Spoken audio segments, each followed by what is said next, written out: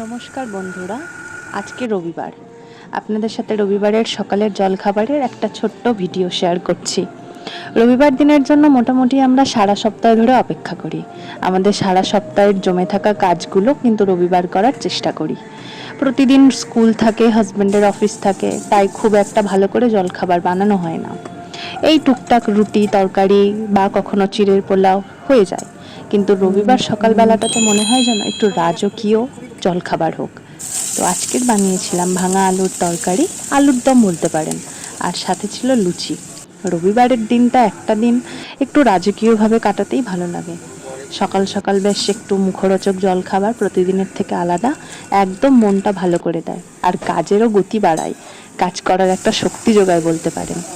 তো রবিবার দিনটা আবার বিকেল হলেই মনে পড়ে যেন কাল থেকে আবার ইঁদুর দৌড় শুরু, সোমবার শুরু হয়ে যায়। যাই হোক, এইভাবেই তো চলতে হবে জীবন। তবে রবিবার দিনটা একটু ভালো করে কাটাতেই সবাই ভালোবাসি আমরা।